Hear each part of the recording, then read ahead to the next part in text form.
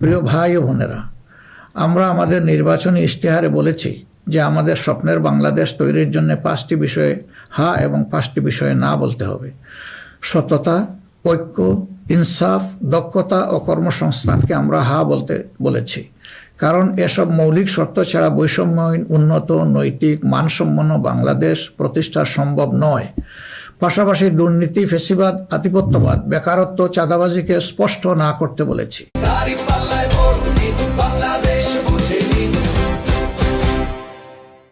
প্রিয় দেশবাসী, বাংলাদেশ আয়তনে ছোট্ট কিন্তু জনসংখ্যার দিক থেকে একটি বড় দেশ। এই জনসংখ্যাকে অনেকে সমস্যা হিসেবে বিবেচনা করলেও আমরা মনে করি এটি আল্লাহর নিয়ামত এবং এক বড় সম্পদ। তাই আমাদের জনসংখ্যাকে জনশক্তিতে রূপান্তর করতে হলে নীতি এবং নৈতিকতা ভিত্তিক রাজনীতির বিকল্প নেই। সমাজে নীতি, নৈতিকতা, শৃঙ্খলা, জবাবদিহিতা প্রতিষ্ঠা করা ছাড়া কোনো জাতি এগোতে পারেনি, আমাদের পক্ষে অসম্ভব না। যে সমাজে নারীর মর্যাদা রক্ষা করতে পারে না, সেই সমাজ কখনো সমৃদ্ধ হতে পারে না। আমরা ক্ষমতায় এলে নারীরা কেবল ঘরের ভেতরে নয়, সমাজের মূলধারার নেতৃত্বে থাকবেন সগৌরবে। কর্পোরেট জগৎ থেকে রাজনীতি, সবখানে তাদের মেধার মূল্যায়ন হবে কোনো বৈষম্য ছাড়াই।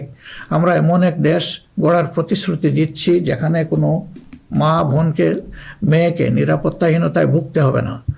আপনাদের অধিকার রক্ষার লড়াইয়ে আমাদের সঙ্গে হন। একটি উন্নত ও আধুনিক দেশ গড়ার কারিগর হিসাবে আমাদের নির্বাচিত করুন।